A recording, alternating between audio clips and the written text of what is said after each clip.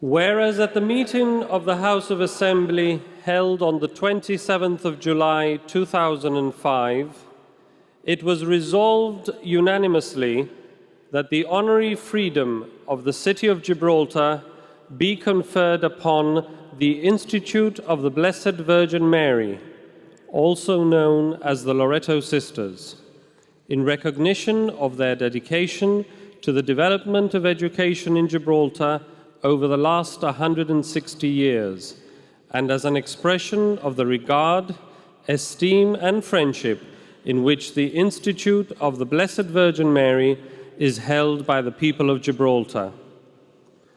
Now, therefore, by way of civic honor, the freedom of the city is hereunto conferred upon the Institute of the Blessed Virgin Mary, the Loreto Sisters. In witness thereof, the seal of the city of Gibraltar was hereunto affixed this 13th day of December of the year of our Lord 2005. The Honourable Clive G. Beltran, Mayor of Gibraltar.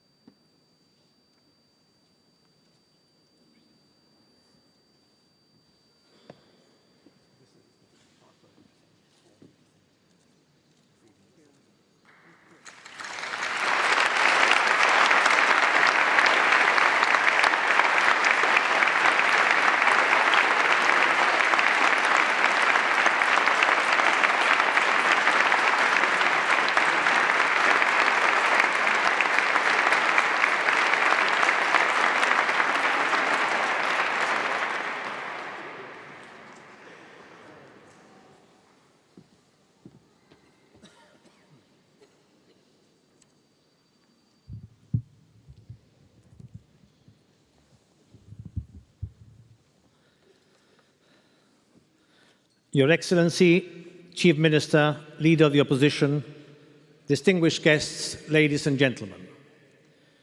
We are gathered here today to confer the freedom of this city upon a distinguished institute, that of the Blessed Virgin Mary, also known as the Loreto Sisters. The freedom of the city is, since medieval times, a jealously guarded honor. For the citizens of Gibraltar, it is, in fact, the highest honor in our gift, and we have no way of showing any higher honor than that of conferring the freedom of our city upon this venerable institute. On the 27th of July 2005, the Gibraltar Parliament unanimously agreed to bestow the freedom of this city on the Institute of the Blessed Virgin Mary, thus acknowledging and recognizing their dedication to the development of education in Gibraltar over the last 160 years, and as an expression of the regard, esteem, and friendship in which the Institute of the Virgin Mary is held by the people of Gibraltar. The Loreto Sisters first arrived in December 1845 in a Gibraltar described only a few years earlier by Benjamin Disraeli, and I quote from a recently published book, A Short History of Loreto in Gibraltar, and Disraeli's brief description says, "I write to you from a country where the hedges consist of aloes, all in blossom, 14, 16 feet high. This rock is a wonderful place, with a population infinitely diversified, Moors with costumes radiant as a rainbow or an Eastern melodrama, Jews with gabardines and skullcaps, Genoese, Highlanders, and Spaniards whose dress is as picturesque as that of the sons of Iver." End of quotation. This short but colorful description of Gibraltar in the mid-19th century does not, however, tell us that schools for the growing civilian population were few and inadequate. Thus, the first school with Mother Angela Kelly as superior was an instant success, with attendance rising from 150 to 700 pupils within the first 5 years. The Loreto Sisters have played a vital part, not only in the teaching of secondary education to girls in Gibraltar, but also in the teaching of both sexes during the first and junior stages of education. While the aims of education have evolved and changed over the years, nevertheless, from the very beginning, and ahead of their time, might I add, the Loreto sisters have focused on the development of each child's potential as an individual, a concept that is universally accepted in the field of education today. Indeed, the mission statement of their present school includes the following: we recognize the uniqueness of each child, we undertake to nurture their intellectual, creative and physical abilities whilst ensuring their emotional and spiritual growth in a caring atmosphere where Catholic values are paramount. Their caring for Gibraltarian children has continued through periods of peace and of turmoil. Thus, in the annals of one of the sisters, written during the Second World War, there is this poignant statement, and I quote, "Our thoughts go out constantly to the little ones evacuated to London, Madeira, Jamaica, and to our prayers to them is added a fervent one, that Our Lady of Europa, patroness of Gibraltar, will one day enable us to take up again our good work for them on the old rock." End of quote. Their wonderful prayer was indeed answered. It is right, therefore, that the citizens of Gibraltar should honor the Loreto sisters by giving them the highest accolade that we can give, which is the freedom of this, our beloved homeland. In doing so, we hope that they will enjoy that freedom for many years to come and that their noble work will continue to shine before this community as an example of lives dedicated to the good of others. No mayor could have had a more pleasant duty to perform, and I am particularly happy that it should have fallen to me to carry out the wishes of our Parliament and confer the freedom of our city upon the Institute of the Blessed Virgin Mary.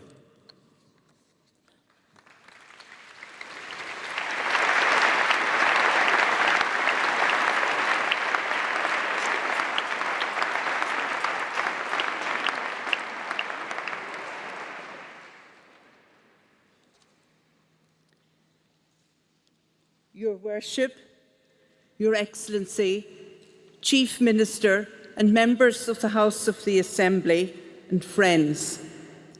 It is my great privilege to be here in Gibraltar today, representing the Loreto sisters, past and present, who have lived and worked among the people of Gibraltar for the past 160 years. We Loreto sisters are indeed very privileged, Your Worship, to have such a tremendous honour bestowed upon us as a recognition of the part we played in the educational development of the people of Gibraltar since 1845. And as you have rightly pointed out, the highest honour and gift that the city could bestow upon anyone, and a gift that is rarely given. It is indeed with deep gratitude and pride that we receive such a singular honour, an honour that, to my knowledge, has not been given to our sisters as a group in any other part of the world, even though we have educational establishments in all 5 continents. I travelled here from Ireland yesterday with one of those privileged sisters, Sister Aoife Hines, who spent 24 years here in Gibraltar, loving every minute of it. A smile lit up her face each time we spoke about coming to Gibraltar for this momentous occasion, and she could not curtail her excitement as the sight of the rock became visible from the plain. This is Sister Aoife's story, but it is also the story of all those many sisters, some known to me and others who have gone to God, who spent years in Gibraltar. The people of Gibraltar welcomed them, cared for them, and befriended them like none other, and are doing so to this very day. Even though in those early days and in the not-so-distant past, their trips home to Ireland were rare, they didn't seem to mind, and having come here myself and met the wonderful, friendly people of Gibraltar, I now know their secret.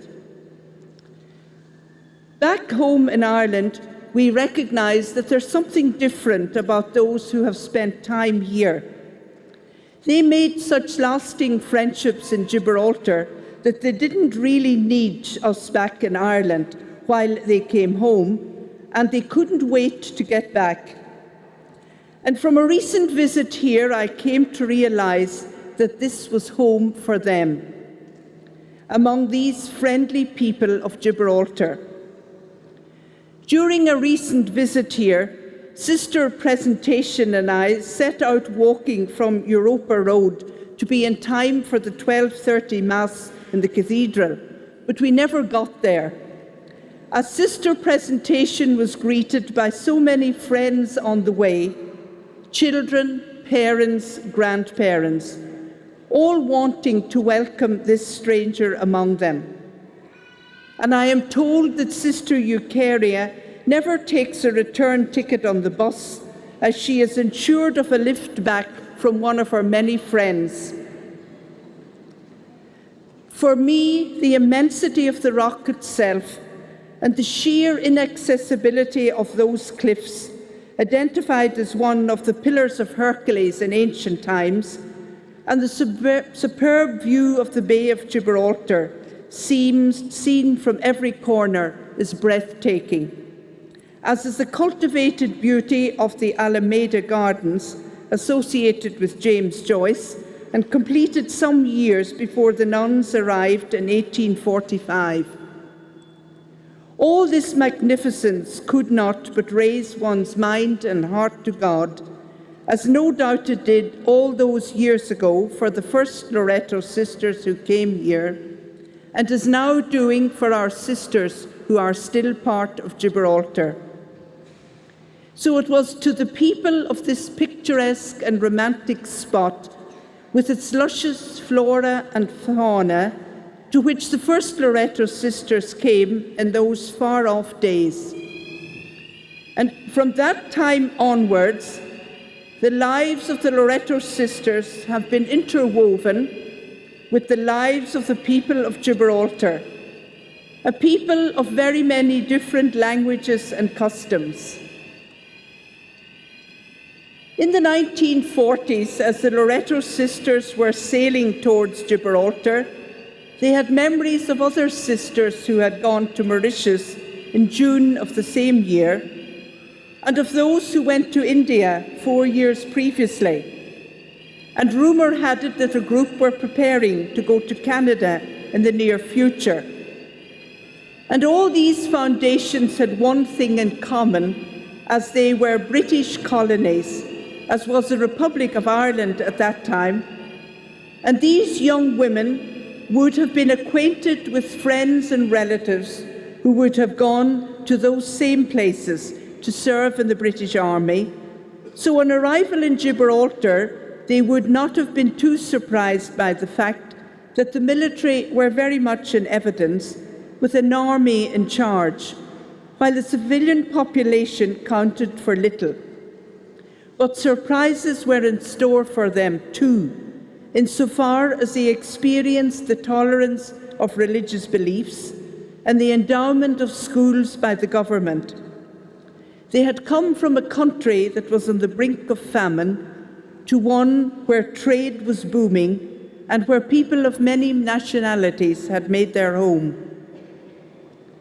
Following on Loreto's long tradition, since its first foundation in Saint-Omer in France in 1609, the first sisters who came to Gibraltar were not long in establishing themselves as educators, as they adapted to the circumstances of time and place in moving from Dawn Place to Governor Street to Waterport Street to Convent Place to Europa Road and back again, educating at elementary, primary and secondary school levels as the need arose, and is the hallmark of all Loreto education. The students were not merely taught the 3 R's, but received an all-round education, with subjects such as music, drill, and lessons in decorum being given pride of place on the syllabus. I was always fascinated by the accounts of how the nuns in Gibraltar coped with schools during 2 world wars, and in particular by Sister Regina's record of her escapades as they evacuated with most of the school in 1940, and of their return to Gibraltar after the war, which was no less traumatic, as they came to an empty Gibraltar, as one author described it, and picked up the pieces exactly 100 years from when the sisters first came in 1845. But now concentrating their efforts in Europa Road, adapting to the changes in education that the 1944 Act endorsed, principally for them, the introduction of the 11+ and all that that entailed. So movement was again order of the day. As the Loreto High School opened in Convent Place, nor were they daunted by the introduction of comprehensive education in 1972, when Loreto High School merged into West Side Comprehensive, leaving only one Loreto school in Gibraltar in the capable hands of Mrs. Louise Napoli. And here I would like to pay tribute to all those wonderful lay colleagues of ours in Gibraltar with whom we have lived and worked in the field of education for all these years. Recently, I heard our President of Ireland, Mary McAleese, remark that she believes that the sisters in Ireland have made themselves redundant by doing such a superb job in educating the nation. And I feel that the same thing could be said in relation to the presence of Loreto sisters in Gibraltar. They have developed such an educated and cultivated group of women and men in the Loreto tradition, emanating from Christian values, that they can truly say that their work is done. And as well as training a very capable laity, we have been blessed down the years in having Gibraltarians themselves join our congregation. And we are happy to have one of these with us today, Sister Maria Sueta.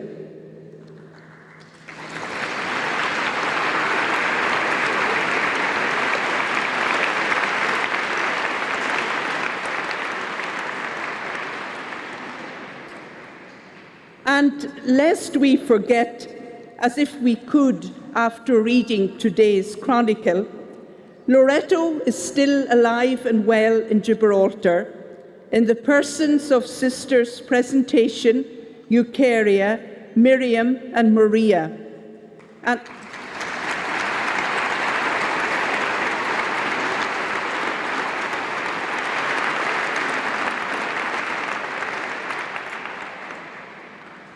And in the person of their indefatigable leader, Sister Berna, who drops in on them from time to time from overseas, and who is responsible to a large extent for the organization of these days of celebration.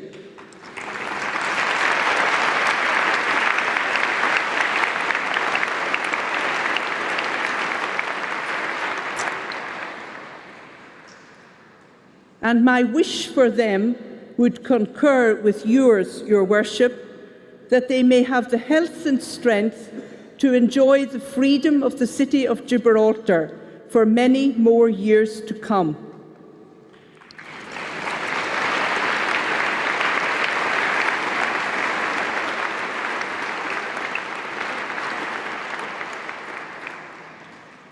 Before I end, I would once more want to thank you, Your Worship, Your Excellency, Chief Minister and members of the House of Assembly, for bestowing this tremendous privilege upon the Loreto sisters and for taking time to be with us this evening in our hour of glory. Thank you.